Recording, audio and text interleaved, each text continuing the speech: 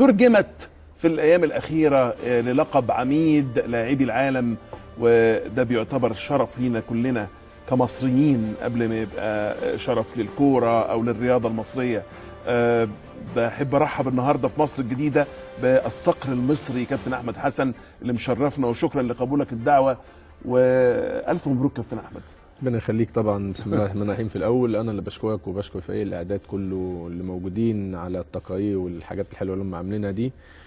ده اقل شيء ممكن نعمله عن عميد لاعبي العالم يا كابتن احمد. ربنا يخليك. طبعا يعني زي ما انت قلت طبعا ده شرف لمصر كلها قبل ما يكون لاحمد حسن، ويمكن للاسره الرياضيه كلها. طبعا يعني اكيد وصولي للقب عميد لاعبي العالم انا فخور ان يتقال اني لقب عميد لاعبي العالم لاعب مصري.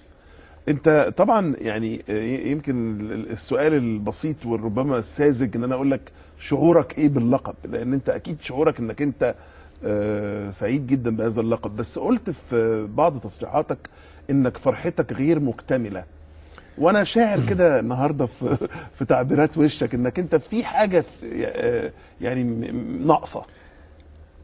لا طبعا هو يمكن انا قلت فعلا ده ان فرحتي فعلا على الموقع بتاعي، انا قلت ان فرحتي غير مكتمله لان اليوم ده يمكن انا تعبت عشانه كتير، ويمكن اجتهدت، ويمكن الكل يعلم المتابع للكره المصريه الكل يعلم ان يمكن حتى بعد فتره الاصابه يمكن انا خدت فتره طويله على بال ما رجعت تاني عشان اقدر ان انا اول شيء طبعا افيد المنتخب، والحاجه الثانيه ان انا اوصل للقب ده. ولكن هي جت في توقيت يمكن ظروف البلد كلها ظروف صعبه، زائد طبعا يمكن احداث طبعا بورسعيد اللي كلنا طبعا يمكن حزننا للي حصل طبعا في احداث بورسعيد طبعا.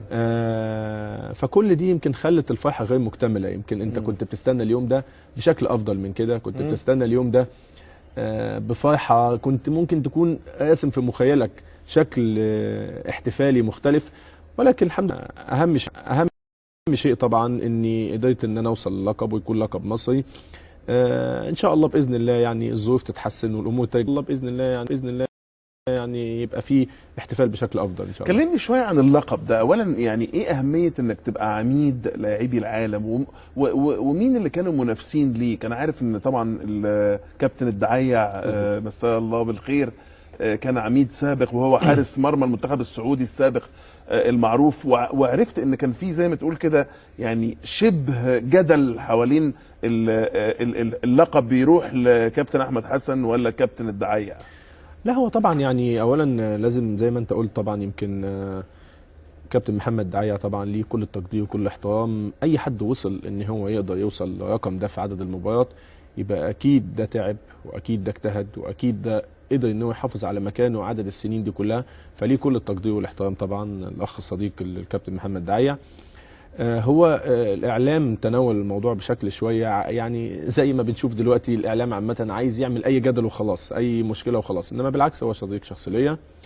انا كنت هو طبعا كان اعتزل في 2006 وعدد المباريات بتاعته 178 مباراه، وانا وصلت للمباراه 180 لو اضيفت مباراه كينيا اللي انا لعبتها الاخيره. لان لسه مش اكيد بالظبط. انما خلاص هو 179 انا كده تخطيت الرقم. هو طبعا الموضوع كله ان كان كابتن محمد دعيع طبعا كان قال ان انا ليه عدد مباريات ما اتضافش، واني بعد مباريات ما اتضافتش ليا وكده توصلني لحوالي 184 مباراه 6 مباريات او حاجه، ولكن خلاص التاريخ والاحصاء قال ان هي دي المباريات اللي لعبها كابتن محمد دعيع وهي دي مباراه احمد حسن، وفصل في الجدال ده اني ما اضافتش اي مباريات خالص، واني هو يصيده من عدد المباريات 178 وانا وصلت للمباراه رقم 179 او 180 لو ضافت مباراه كينيا.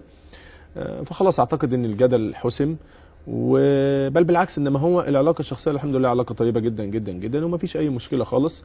وزي ما قلت اني طالما هو ليه كل التقدير والاحترام ان واحد النهارده ما ينفعش يوصل لعدد المباريات دي كلها ومع فرقته ويحقق بطولات مع فرقته ويحقق ان هو يوصل لكاس العالم مع فرقته والكلام ده وكده، يبقى اكيد ده واحد اجتهد واكيد ده واحد تعب ولازم نديله حقه. طبعا اكيد. كابتن احمد ما فيش شك ان في ناس بتسال